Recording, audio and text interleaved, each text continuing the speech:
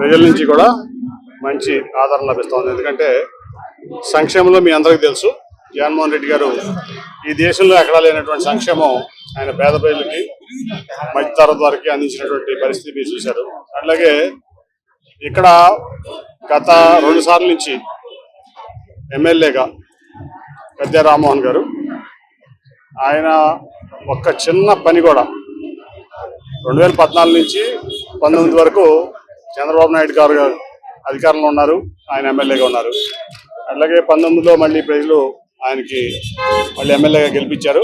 అయినప్పటికీ 10 ఏళ్ళు ఇప్పటికి ఒక్క చిన్న పని కూడా చేయలేనట్టు అసమర్థుడిగా ఆయన ఒక ముద్ర పడిపోయింది ఆయన. అట్లాగే ఈరోజు మీరు చూస్తే దేవినేని అవినాష్ గారు మరి ఎమ్మెల్యే కాకుండానే ఈరోజు ఈ విజయవాడ ఈస్ట్ నియోజకవర్గంలో ప్రతి డివిజన్లో 21 డివిజన్లు ఉంటే 21 డివిజన్లో కూడా అభివృద్ధిలో తనదైనటువంటి ముద్ర వేస్తున్నటువంటి పరిస్థితి, ప్రజలందరూ కూడా దాన్ని హర్షిస్తున్నారు.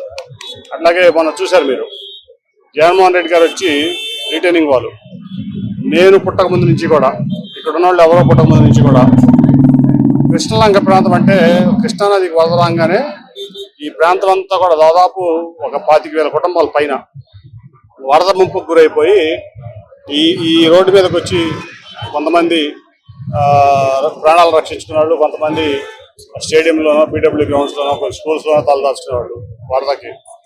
ఆ తర్వాత వరద తగ్గినాక వెళ్ళి చూసుకుంటే ఇళ్ళు ఉండే కాదు, ఆ నష్టాన్ని ఎవరో పూడ్చలేని నష్టం ఎప్పుడు కూడా జరిగేది. అటువంటిది మరి అవినాష్ గారి యొక్క అభ్యర్థన మేరకు ఇవాళ దాదాపు 650 కోట్లతో ఆ రిటైనింగ్ వాళ్ళు నిర్మించడం, ఈ ప్రాంతంలో దాదాపు 25,000 కుటుంబాలంటే 1,00,000 మందికి దగ్గర 1,00,000 మందికి పైగా మరి ఒక వరద నీటి నుంచి రక్షణ కల్పిస్తాం. అది జగన్మోహన్ రెడ్డి గారు, అట్లాగే ఆ కార్యక్రమాన్ని తీసుకున్నటువంటి అవినాష్ గారు, మొత్తం ఈ ప్రాంతం అంతా కూడా ఇవాళ చాలా హ్యాపీగా, ఎంత వరద వచ్చినా కూడా మేము సేఫ్గా ఉంటాము, మాకు వరదతో ప్రమాదం ఉండదు, వరద ముంపు రాదు అని చెప్పి గుండెల మీద చేస్తున్న పరిస్థితి కల్పించింది అవినాష్ గారు. అది చేపించింది పెట్టింది మరి ముఖ్యమంత్రి జగన్మోహన్ రెడ్డి గారు. అట్లాగే అదే కాకుండా ఇవాళ ఇక్కడ ఈ డివిజన్లో 15 డివిజన్లో దాదాపు 20 కోట్లతో ఏదైనా కానీ డెవలప్మెంట్. ఇప్పుడు వెళ్తుంటే ఇంటికి ఇళ్ళకి కింద వెళ్ళడానికి కూడా నీళ్లు లేవు. మరి డిప్యూటీ మేయర్ గారు అట్లాగే అవినాష్ గారు కలిసి ఈ ఇంటి ప్రతి ఇంటికి కూడా నీళ్ల పైప్ లైన్ వేసి మంచి తాగునీటి సదుపాయం ఎన్నో ఏళ్ల తర్వాత కల్పించారు.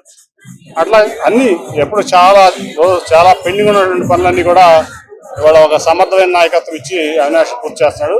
నిజంగా అభినందనీయం. అట్లాగే 94లో ఇండిపెండెంట్ ఎమ్మెల్యేగా గన్నవరంలో గెలిచాడు గద్దె రామ్మోహన్ గారు. ఒక్క చిన్న పని కూడా గన్నవరంకి ఆయన చేసింది పాపన పోల. అలాగే 99 నుంచి 2004 వరకు ఎంపీగా చేశాడు. ఒక్క చిన్న పని కూడా విజయవాడ చేసినటువంటి దాఖలాలు లేవు. ఆ తర్వాత మళ్ళీ ఇప్పుడు 10 ఏళ్ళు ఇక్కడ ఎమ్మెల్యేగా చేస్తున్నాడు. కానీ ఆయన కేవలం ఒక మంచివాడు ముసుగులో ఉన్నటువంటి అసమర్థుడు, అట్లాగే ఒక అపరిచితుడు. ఆయన చెప్పేది ఒకటి, చేసేది ఒకటి, పైకి కనపడేది ఒకటి, లోన ఉండేది ఒకటి. సో అటువంటి వ్యక్తులకు ఓటేస్తే ఆ ఓటు కూడా వదలబోతుంది.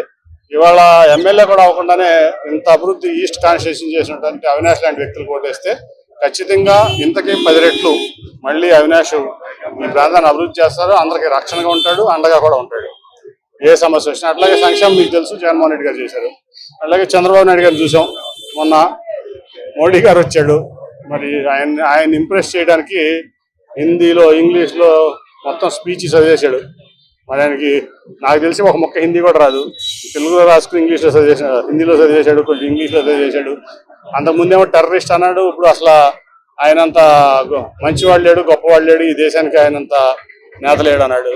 అంతకుముందేమో ప్రపంచ దేశాలు మోడీ గారిని అసహించుకుంటున్నాయి అన్నాడు, వాళ్ళ ప్రపంచానికే మోడీ గారు ఆదర్శం అన్నాడు. అంటే ఒక ఊసర వెళ్ళలేగా, రంగులు మార్చే ఊసర వెళ్ళలేగా నిన్న ఒకటి ఇవాళ ఒకటి.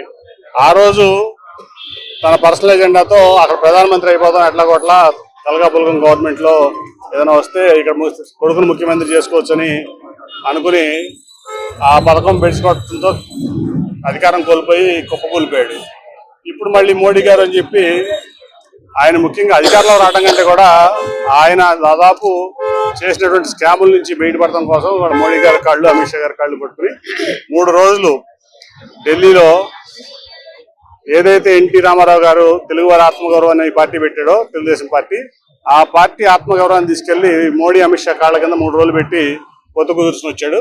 మళ్ళీ ఇవాళ ఇటు పవన్ కళ్యాణ్ని మోసం చేస్తున్నాడు, అటు బీజేపీని మోసం చేస్తాడు. ఒక పచ్చి మోసగాడు చంద్రబాబు నాయుడు. ఆయన వల్ల ఈ రాష్ట్రానికి ఉపయోగం లేదు, ఇక్కడ ప్రజలకి ఉపయోగం లేదు. కాబట్టి మైనారిటీ సోదరులు కానీ అందరూ గుర్తుంచుకోవాల్సింది ఏంటంటే మళ్ళీ ఇక్కడ జగన్మోహన్ రెడ్డి గారు రావాలి, పేదవాళ్ళకి సంక్షేమం కావాలంటే జగన్మోహన్ రెడ్డి గారు రావాలి.